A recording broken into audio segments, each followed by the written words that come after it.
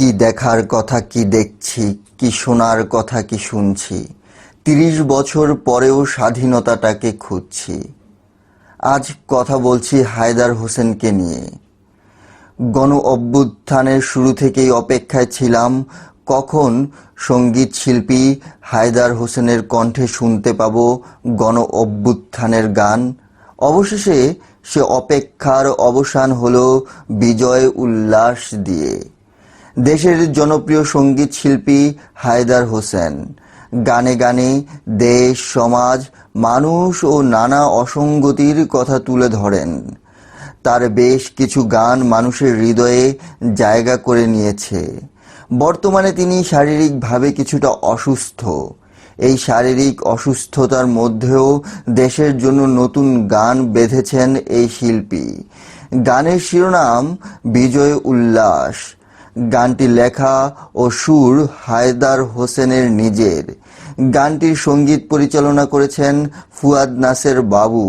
বৃহস্পতিবার 22শে August online television এমইটিভি গানটি প্রকাশ করেছে।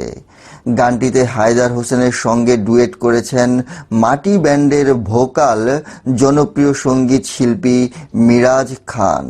নতুন গান নিয়ে শিল্পী হায়দার হোসেন কথা বলতে গিয়ে আবেগপ্রবণ হয়ে যান।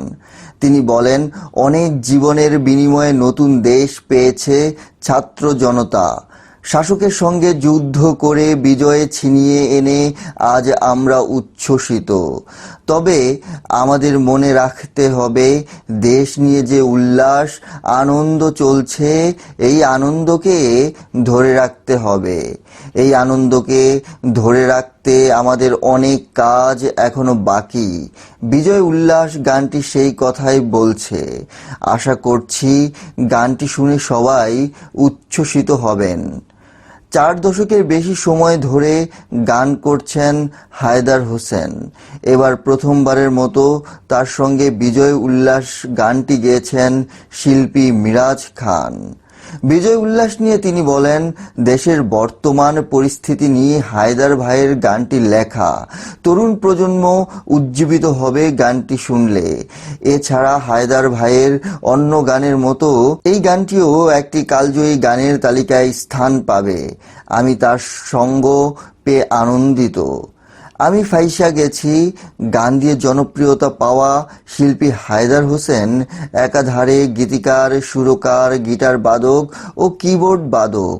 তার গাওয়া 30 বছর পরেও আমি স্বাধীনতাটাকে খুঁজছি ও চিৎকার করে কাঁদিতে চাহিয়াও করিতে পারিনি চিৎকার।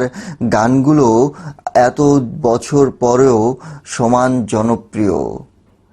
দোয়া করি হায়দার হোসেন দ্রুত সম্পূর্ণ সুস্থ হয়ে উঠবেন এবং আমাদেরকে আরও দেশাত্মবোধক সুন্দর সুন্দর গান উপহার দেবেন। ধন্যবাদ সবাইকে সঙ্গে থাকার জন্য।